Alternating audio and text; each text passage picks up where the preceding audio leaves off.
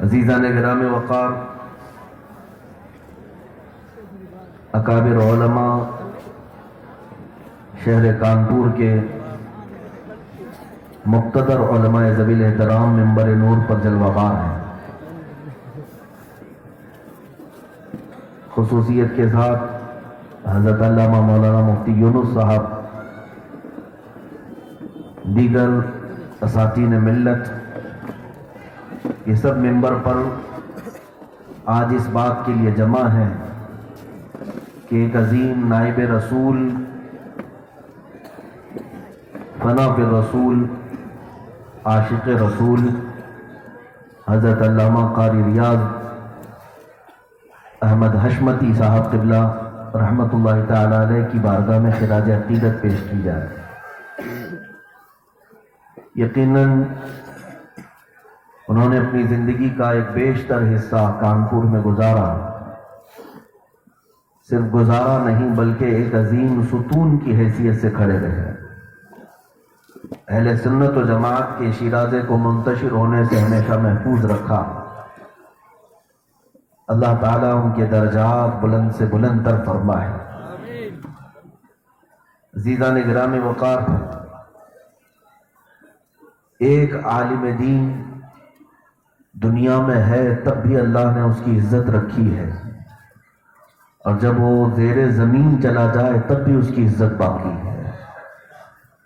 یہ نائبان رسول کے لیے اللہ تعالیٰ کی دی ہوئی عزتیں ہیں، اللہ تعالیٰ کی طرف سے عطا کی ہوئی عنایتیں ہیں،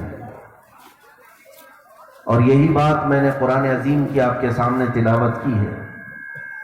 اللہ عز و جل خود ارشاد فرماتا ہے، عزت تو صرف اللہ کی ہے، رسول کی ہے اور مومنین کی بھی۔ بے شک یہ بات منافق نہیں سمجھ سکتے۔ عزت کس کی ہے؟ اللہ کی، رسول کی اور مومنین کی۔ آج اس بات سے میں آپ کے درمیان گفتگو کا آغاز کروں۔ قرآن نے سچ کہا کہ منافقین کو اس بات کی خبر نہیں کہ عزت کس کی ہے، بلکہ کھلے کفار و مشرکین کو بھی اس بات کی خبر نہیں ہے۔ اسی لیے آپ کے اتر پردیش کے بھگوا بابا یہ کہتے ہیں کہ مولانا لوگوں سے ڈرنے کی آوشکتا نہیں ہے، یہ جہاں بھی جائیں گے شک کی نگاہ سے دیکھے جائیں گے۔ شاید سنا ہوگا آپ نے۔ میرے عزیزوں، جن لوگوں کو جنگل میں رہنا چاہیے، جب وہ تخت پر بیٹھتے ہیں تو ایسی الٹی سیدھی باتیں کرتے ہیں۔ ہر آدمی کو اپنے میدان میں ہی رہنا چاہیے۔ جب آدمی اپنا میدان بدل لیتا ہے تو پھر وہ کہاں سے بول رہا ہوتا ہے اسے خود خبر نہیں ہوتی۔ اور میں یہ کہتا ہوں کہ جس کو اتنی بڑی طاقت مل گئی، ایک پورے پردیش کی کا تخت ملا ہو، پھر مولانا سے گھبراہٹ کیوں ہے؟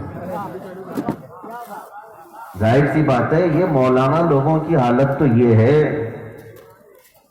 کہ میرے عزیزوں، اکثر کے حالات یہ ہیں کہ اپنے معاش میں پریشان ہیں، مختصر سی معاشی زندگی پر یہ قناعت کر کے پوری زندگی گزار جاتے ہیں۔ اکثر علماء کا حال تو یہی ہے۔ تو جن کے ہاں صحیح ڈھنگ سے گھر نہیں، گاڑیاں نہیں، مولانا کے پاس گاڑی بھی نہیں ہوتی اکثر، اور لوگ دیکھنا بھی پسند نہیں کرتے، تو یہ سائیکل سے چلنے والے یا بائک سے چلنے والے مولانا لوگوں سے آخر اتنی بڑی کرسی والے کو ڈر کس بات کا ہے؟ گھبراہٹ کس بات کی ہے؟ میرے عزیزوں، یہ گھبراہٹ یہی بتاتی ہے جو قرآن میں مولا نے فرمایا، عزت تو صرف اللہ کی ہے، رسول کی اور مومنین کی، مومنین کی ہے۔ آپ کو میں یہ بات بتا دوں، اپنے لوگوں میں بیٹھ کر یہ کہہ لینا کہ مولانا لوگوں کو دنیا بھر میں شک کی نگاہ سے دیکھا جاتا ہے، جو برتن میں ہوتا ہے وہی ٹپکتا ہے، ورنہ حقیقت تو یہ ہے، یہ سادہ لوح علماء کی جماعت ہمارے پاس ایک نہیں ایک لمبی فہرست ہے جن کے پاس وقت کی طاقتیں جھکنے پر مجبور ہوئیں اور ان کے دربار کی حاضری کے لیے پریشان رہی، لیکن وقت کے پی ایم اور سی ایم کو بھی درگاہ میں بیٹھنے والا ایک فقیر عالم دین کوئی خاطر میں نہیں لاتا۔ اگر بھگوا بابا کو پتہ نہیں ہے تو بریلی شریف کی سرزمین پر آئے، پتہ چل جائے گا کہ الحمدللہ اعلی حضرت کی درگاہ پر برسوں سے آج بھی یہی رواج رہا ہے، نہ طاقت نہ تخت نہ حکومت کی طرف دیکھا گیا، بلکہ اللہ کی طرف سے جو ملی دولت ہے اسی کو آج بھی خانقاہ سنبھالی ہوئی ہے۔ کیا یہ دنیا کو پتہ نہیں وقت کے پی ایم نے بھی حاضری کی کوشش کی تھی؟ کیوں ان مولانا لوگوں کے پاس آئے تھے؟ اور آپ کو پتہ ہے بہت دور کی بات نہیں، میرا مادر علمی جامعۃ الرضا بریلی شریف کا دروازہ، بریلی شریف کا وہ ادارہ جس کو حضور تاج الشریعہ بدر الطریقہ رحمت اللہ تعالی علیہ نے بنیاد اخلاص کے ساتھ رکھا، اور آج اس کی چمکتی ہوئی عمارتیں موجود ہیں۔ اس کے دروازے کی حیثیت یہ ہے کہ تمہارے ٹرپل شیری بھی دروازہ کراس نہیں کر سکے، شاید پتہ ہو ٹرپل شیری یہ دروازہ کراس نہیں کر سکے، اس لیے نہیں کہ وہاں کے پرنسپل نے یا وہاں کے بڑے کسی استاد نے ان سے ملنے سے منع کیا، بلکہ جامعۃ الرضا میں پڑھنے والے چھوٹے طلبہ نے بھی اندر آنے نہیں دیا۔ میرے عزیزوں، میں یہ باتیں صرف اس لیے کہہ رہا ہوں کہ اللہ تبارک و تعالیٰ نے علماء دین کو کل بھی عزت سے نوازا تھا، آج بھی عزت کے ساتھ ہے۔ جن کو تم کہتے ہو شک کی نگاہ سے دیکھا جاتا ہے وہ کوئی اور ہوں گے، وہ کوئی اور ہوں گے۔ ہمارے علماء کا حال تو یہ ہے کہ مارا کے سید میاں سید العلماء رحمت اللہ تعالی علیہ کو وقت کی ایک عظیم طاقت پر فائز پرائم منسٹر اندرا گاندھی نے کہا تھا کہ آپ راجیہ سبھا کی کرسی سنبھال لیں، پارلیمنٹ میں آپ کو کرسی دی جائے گی۔ تو سید میاں رحمت اللہ تعالی علیہ کیا بہترین جواب دیتے ہیں، کہتے ہیں آپ اپنی کرسی اپنے پاس رکھو، اللہ نے مجھے آیت الکرسی عطا کی ہے، یہ کرسی ہمارے لیے کافی ہے۔ عزیزان گرامی وقار، نبی پاک صلی اللہ تعالی علیہ وسلم کا جو حقیقی غلام ہوتا ہے اس کی عزت اللہ تبارک و تعالی ہمیشہ برقرار رکھتا ہے۔ دنیا میں وہ جہاں پر بھی جائے عزت نہ کپڑوں سے ہے نہ چہرے سے ہے، عزت صرف ایمان کی بدولت ہے۔ اور جن علماء کو ہم نے دیکھا، پڑھا اور سنا، ماضی میں بھی وہ عزت کے ساتھ تھے، آج بھی الحمدللہ وہ عزت کے ساتھ۔ انہی علماء میں ایک نام مولانا ریاض احمد حشمتی صاحب کا تھا۔ کبھی نہ وہ ڈبل پالیسی کرنے والوں میں شمار کیے گئے، نہ یہ حکومت وقت کی چاپلوسی کرنے والوں میں شمار کیے گئے۔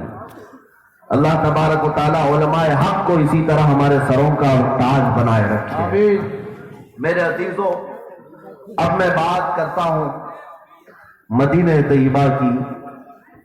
جب ایک غزوے میں میرے آقا صلی اللہ تعالی علیہ وسلم تشریف لے گئے، غزوہ بنی مستلق، واپسی کے وقت ہوا ایسے کہ ایک کنویں پر جھگڑا ہو گیا۔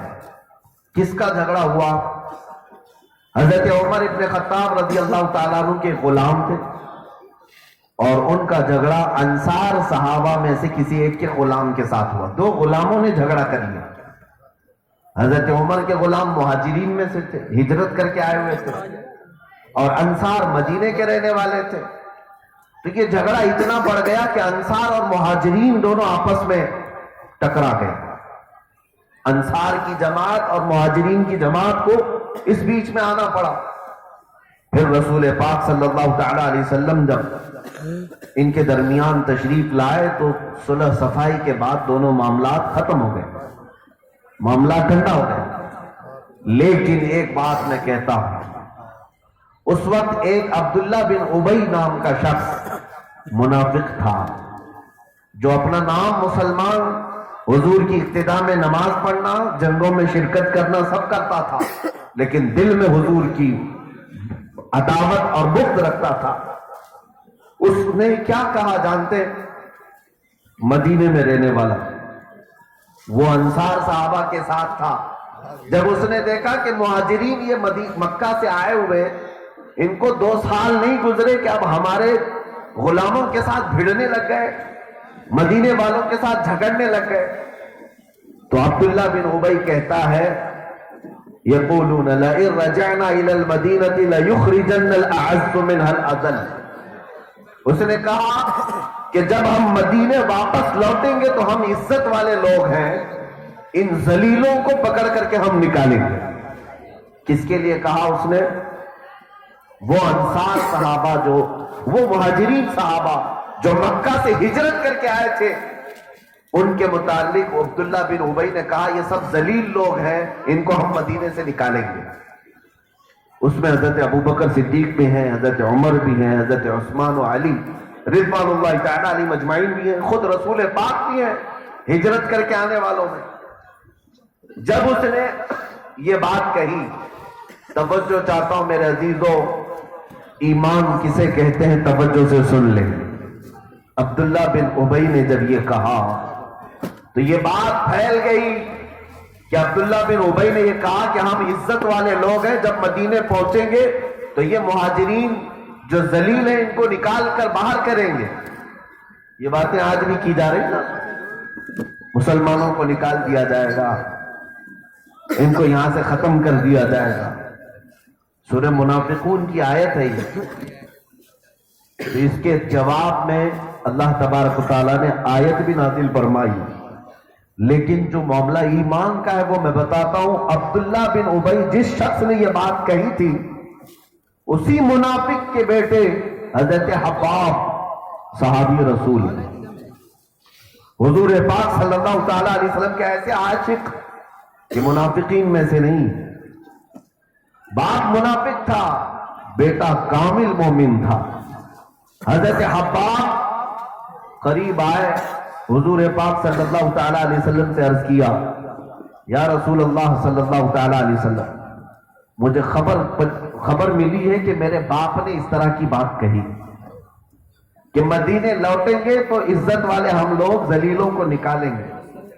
اے اللہ کے رسول، اگر آپ حکم دیں تو میں اپنی تلوار سے میرے باپ کی گردن اڑا دوں۔ جس نے یہ جملہ کہا ہے، نبی پاک صلی اللہ تعالی علیہ وسلم نے فرمایا حباب ابھی نہیں۔ تو پھر دوبارہ حضرت حباب نے کہا، یا رسول اللہ صلی اللہ تعالی علیہ وسلم، مجھے اندیشہ ہے کہ یہ جھگڑا بڑھ جائے گا، مدینے جانے کے بعد اگر میری بجائے کوئی اور میرے باپ کو قتل کر دیا اس جرم میں، تو کہیں باپ کی محبت میں میں کسی مومن کا قتل نہ کر دوں، اس لیے آپ مجھے حکم دیں اس منافق کو میں خود ہی مار دوں۔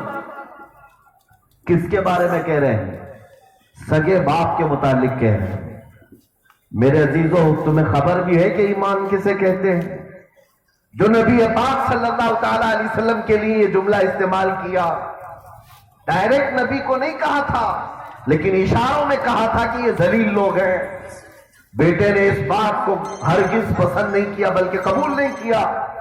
پھر نبی پاک صلی اللہ تعالی علیہ وسلم نے جب فرمایا کہ ابھی نہیں، ابھی قتل کرنے کا میں حکم نہیں دیتا، حضور کی طرف سے حکم پا کر کے پھر بھی حضرت حباب کیا کرتے ہیں؟ توجہ چاہتا ہوں میرے عزیزوں، جب مدینے کا سفر چل پڑا، غزوے سے واپس، حضرت حباب مدینہ آنے سے پہلے ہی اپنے باپ کے راستے میں آ کر کھڑے ہو گئے، اپنے باپ کے آگے آ کر کھڑے ہو گئے اور کہنے لگے، قسم رب ذوالجلال کی، میں اس وقت تک تیرا راستہ نہیں چھوڑوں گا مدینے جانے کے لیے، اس وقت تک میں تجھے مدینے میں اندر آنے نہیں دوں گا جب تک تو یہ نہ کہہ دے کہ تو ذلیل ہے، میرے آقا عزت والے۔ جب تک تو یہ نہیں کہے گا میں مدینے میں اندر آنے کا راستہ نہیں دوں گا۔ بیٹا باپ سے کہہ رہا ہے، بیٹا باپ سے کہہ رہا ہے۔ عبداللہ بن ابی نے کہا کہ بیٹا، میں نے بچپن سے تجھے پالا ہے، میں نے تجھے جوان کیا ہے, میں نے تیرا ہاتھ پکڑ کر تجھے محمد صلی اللہ تعالیٰ علیہ وسلم تک پہنچایا ہے, تو میرے لیے آج قتل کی بات کرتا ہے, میرا راستہ روکتا ہے. حضرت حباب نے کہا عبداللہ بن ابی سے, آپ نے پالا ضرور ہوگا, آپ باپ ضرور ہیں, اور جس کے لیے میں تمہاری گردن اڑانے کی بات کر رہا ہوں وہ اللہ کا رسول ہے, وہ ہر رشتے سے بڑھ کر کے ہے, وہ ہر رشتے سے بڑھ کر کے ہے. عزیزان گرامی وقار, بیٹا ضد پر کھڑا ہوا کہ جب تک تو اپنے جملے کی وضاحت نہیں کرتا تب تک میں مدینے میں اندر جانے نہیں دوں گا. مجبور ہو کر عبداللہ بن ابی نے یہ اعلان کیا مدینے کے بارڈر پر کھڑے ہو کر, میرا بیٹا بار بار مجھے اصرار کر رہا ہے, لوگوں سن لو, ہم ہی ذلت والے لوگ ہیں, محمد اور ان کے اصحاب عزت والے لوگ. سارے صحابہ اور حضور پاک عزت والے ہیں. تب جا کر بیٹے نے راستہ دیا. میرے عزیزوں, بات یہاں پر آ کر رکتی ہے کہ جب تک تم یہ طے نہیں کر لو گے کہ ہماری زندگی میں اگر عزت ہوگی تو رسول اللہ کی عزت ہوگی, اس وقت تک تمہاری خود کی بھی عزت کا کوئی حل نہیں نکلے گا.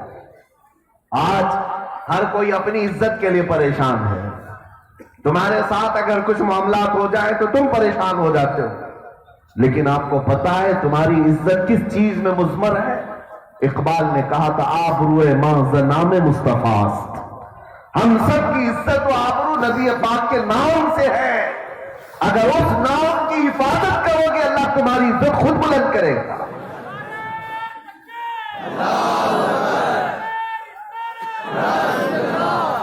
میرے عزیزوں, آج 100 سال کا عرصہ گزر گیا, ان محفلوں میں ان جلسوں میں اعلیٰ حضرت کا نعرہ کیوں لگایا جاتا ہے؟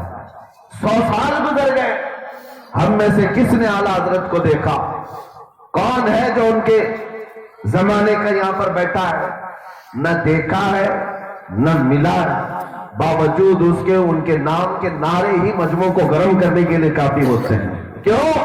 اس لیے کہ اس فنا پر رسول عاشق رسول امام احمد رضا نے زندگی بھر اگر کوئی کام کیا ہے تو میرے مصطفیٰ سے ٹوٹ کر محبت کی, ان کے نام کی حفاظت کی ہے.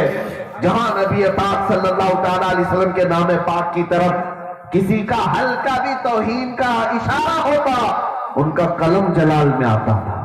جانتے ہیں اعلیٰ حضرت کو گالیاں دینے والے کم نہیں تھے اس زمانے میں بھی, ان کے باپ داداؤں کو کوسنے والے بھی کم نہیں تھے, لیکن ان کی 1000 سے زیادہ کتابوں کو اٹھا کر کے ایک لائن مجھے بتا دو کہ اعلیٰ حضرت نے اپنے خاندان پر دی گئی گالیوں کا دفاع کیا ہے, ڈیفنس میں کہا ہے کہ نہیں میرے باپ ایسے نہیں تھے, میرے دادا ایسے نہیں تھے, میرا خاندان ایسا نہیں تھا. ہزاروں گالیاں دینے والوں کو کبھی جواب نہیں دیا, لیکن اگر کسی نے اتنا بھی کہہ دیا کہ رسول اللہ کا جبہ میلا ہو گیا تھا, اعلیٰ حضرت نے قلم اٹھایا اور کہا خبردار یہ جملہ کبھی نہ کہنا. اعلیٰ حضرت کہتے ہیں اگر حضور پاک صلی اللہ تعالی علیہ وسلم کے جبہ پاک کی بات بھی آئے تو یوں کہنا کہ گرد و غبار نے مصطفیٰ کے جبے کا بوسہ لیا ہے, گرد و غبار نے نبی پاک کے دامن کو چوما ہے. میلا کیا چیز ہوتی ہے؟ میلا کس کو کہتے ہیں؟ ارے محمد کے غلاموں کا کفن میلا نہیں ہوتا, رسول اللہ کے لباس کو میلا کیسے کہا جائے؟ اتنی بات بھی وہ اعلیٰ حضرت برداشت نہیں کرتے. عزیزان گرامی وقار, یہی بات تو ہے کہ 100 سال گزر جانے کے بعد بھی مولا کریم نے ان کے جلووں کو اب بھی زندہ رکھا ہے. بے نشانوں کا نشان مٹتا نہیں, مٹتے مٹتے نام ہو ہی جائے گا. یہ ہے رسول پاک صلی اللہ تعالی علیہ وسلم کے نام پاک کی حفاظت کرنے کا ثمرہ اور اس کا صلہ جو اللہ تعالیٰ دنیا میں عطا کرتا ہے. اے مومنوں, اگر تم اپنی عزت چاہتے ہو, اپنا وقار, اپنے مقام اور بلندی چاہتے ہو تو صرف اور صرف ایک ہی فکر کرو, نبی پاک کے نام کی حفاظت ہو. ان کی طرف کوئی انگلی بھی اٹھے تو میں اسے برداشت نہ کر سکوں, ان کی طرف اگر کوئی توہین کا جملہ بھی کہے میں برداشت نہ کر سکوں. آپ کو پتا ہے سلطان صلاح الدین ایوبی, اس بطل جلیل کا نام ہے, جس کو آج انگریز بھی سلام کرتے ہیں. ڈنمارک اور اٹلی جیسے بڑے بڑے یورپین کنٹریز میں صلاح الدین ایوبی کو پڑھایا جاتا ہے. صلاح الدین ایوبی ایسا جرنیل اسلام کا جس کی انگریزوں نے بھی پوری تاریخ لکھی ہے اور کہا ہے کہ ہم نے آج تک ایسا سپہ سالار نہیں دیکھا جو لاکھوں سے مقابلہ کرتا تھا، لیکن جب گرفتار ہو کر کے آتے تو ان سب کو بے حساب آزاد بھی کر دیا کرتا تھا. صلاح الدین ایوبی کا تلوار اٹھانا یا لڑنا اس لیے نہیں تھا جو اقبال نے کہا ہے کہ شہادت ہے مطلوب و مقصود مومن، نہ مال غنیمت نہ کشور کشائی. نہ وہ تخت کے لیے لڑتا تھا، نہ تاج کے لیے لڑتا تھا، نہ مال کے لیے لڑتا تھا. عزیزان گرامی وقار، میں صلاح الدین ایوبی کی ایک بات آپ کو بتا دوں. ایک بات، اس کو صلاح الدین بنائی کس چیز نے؟ کس چیز نے بنایا؟ وہ فاتح بیت المقدس ضرور ہے، مومنین کا ایک عظیم خلیفہ ضرور ہے، لیکن ایک وصف ایسا خاص نظر آتا ہے زندگی میں. صلاح الدین ایوبی کی ایک عادت یہ تھی کہ جنگ میں جو قیدی آتے ان لوگوں کو بے حساب معاف کرتا، آزاد بھی کرتا، اور بڑے بڑے جرنیلوں کو آزاد کرتا. لیکن ایک وقت ایسا آیا، ملک شام میں ایک قافلہ مسلمانوں کا کہیں سفر پر تھا. ایک عیسائی سپہ سالار جس کا نام برنس تھا، مسلمانوں کے قافلے پر حملہ کیا، گرفتار کیا، ان کا مال لوٹا، ان کو کوڑے بھی مارا. اس میں عورتیں بھی تھی، بچے بھی تھے اور جوان بھی تھے. لیکن اس برنس نام کے عیسائی سپہ سالار نے مارتے ہوئے ایک جملہ کہا تھا، اے مسلمانوں، کہاں ہے تمہارے محمد؟ بلاؤ اپنے محمد کو. کیوں نہیں بچاتا محمد؟ نعوذ باللہ من ذالک. یہ تانا مارا تھا، یہ تانا مارا تھا ایک عیسائی دشمن رسول نے. مومنین اس وقت مجبور تھے، مار کھائے، لٹ گئے، پٹ گئے. لیکن جب وہ لوٹ کر کے آئے تو یہ خبر صلاح الدین ایوبی تک پہنچی. اس وقت صلاح الدین ایوبی سخت بیماری کے عالم میں، بلکہ یہ آخری وقت چل رہا تھا، وہ اپنی موت کے انتظار میں تھے. لیکن جب یہ خبر دی گئی کہ ایک قافلے کو لوٹ کر کے برنس نے اس طرح کا تانا مارا کہ کہاں ہے محمد، بلاؤ، صلاح الدین ایوبی کی آنکھوں میں آنسو آ گئے. بارگاہ الہی میں ہاتھ اٹھایا، کہنے لگے اے رب ذوالجلال، میری بہت ساری باتیں تو نے مکمل فرمائی، صلاح الدین کی ایک خواہش پوری فرما دے کہ مجھے اتنی عمر اور دے دے تاکہ اس گستاخ رسول کو میں اسی دنیا میں فنا بالنار کر سکوں. اتنی میری دعا ہے، التجا ہے. رب ذوالجلال کی بارگاہ میں یہ عریضہ کیا اور بیماری بڑھتی گئی، یہاں تک کہ 2.5 سال گزر گئے. 2.5 سال کے بعد بیماری میں افاقہ ہوا، صحت یاب ہوئے. جب صحیح ہو گئے تو سنو میرے عزیزوں، پہلے ہی سب سے پہلے اپنی فوج کو جمع کیا اور سب سے پہلا حکم یہی صادر کیا کہ جہاں پر بھی برنس ملے، جتنا مقابلہ کرنا ہو، اس ایک شخص کو زندہ پکڑ کر لایا جائے. فوجوں نے مقابلہ کیا، کئی معرکہ آرائیاں ہوئی. پھر وہ وقت بھی آیا چند ہی مہینوں کے بعد کہ صلاح الدین ایوبی کی فوج کے ہاتھوں برنس گرفتار ہوا. جیسے اور جنگیں ہوتی تھی وہ بھی جنگ تھی. گرفتار ہو کر بہت سارے قیدی آئے تھے. جب برنس کو لایا گیا، صلاح الدین ایوبی اپنی عادت کے مطابق سارے جو بھی قیدی تھے فدیہ لے کر یا وعدہ لے کر آزاد کر رہا تھا. تم بھی آزاد ہو جاؤ اپنے وطن، دوبارہ تلوار نہ اٹھاؤ. ان وعدوں کے ساتھ آزادی ہو رہی تھی. جب برنس کا نمبر آیا، جب اس کی باری آئی تو برنس نے کہا میرے ساتھ کیا معاملہ کرو گے؟ کیا مجھے معاف نہیں کرو گے؟ صلاح الدین ایوبی کی آنکھیں لال تھی. کہا اگر تجھے میں نے معاف کر دیا تو اللہ کا عذاب آئے گا مجھ پر. اور اس کے بعد اسی برنس کو جس نے تانا مارا تھا، اس کی گردن پر تلوار رکھ کر صلاح الدین ایوبی نے ایک جملہ کہا تھا، تو نے آج سے 2.5 سال پہلے نہتے مومنین کی جماعت پر کوڑے برسائے، ان کا مال لوٹ کر کے ایک بات کہی تھی نا، بلاؤ اپنے محمد کو، کہاں ہے؟ دیکھ اے برنس، اس محمد نے مجھے بھیجا ہے تیری گردن لینے کے لیے. اسی محمد نے مجھے بھیجا ہے صلی اللہ تعالی علیہ وسلم، اس کی گردن قلم کیا اور سجدہ شکر ادا کیا۔ میرے عزیزوں، یہ تو ایک تاریخ کا حصہ ہے۔ معاف کرنے والا ہزاروں کو معاف کرتا تھا، لیکن گستاخ رسول کو کبھی معاف نہیں کیا گیا۔ لیکن ساتھ میں ایک بات میں آپ کو یہ بھی بتا دوں، جو نام پاک کی عزت کے لیے اتنا عمر مٹتا تھا، جانتے ہیں آپ 2.5 سال کا عرصہ جو صلاح الدین کا گزرا، جب سے وہ خبر لگی تھی کہ مومنین کی جماعت پر حملہ ہوا اور رسول اللہ کی شان میں توہین ہوئی، یہ جب سے خبر ملی تھی صلاح الدین ایوبی 2.5 سال تک بستر پر نہیں سوئے، بستر پر نہیں سوئے، اور زمین پر اپنے پیر کبھی لمبے نہیں کیا، جبکہ بیماری کی حالت بھی تھی، اور ان کے خدام کہتے بھی تھے کہ آرام کر لیں، سو لیں۔ صلاح الدین یہی کہتے، تم مجھے آرام کا مشورہ دیتے ہو، جبکہ نبی پاک کی حرمت اور ان کی عزت پر حملہ ہوا ہے۔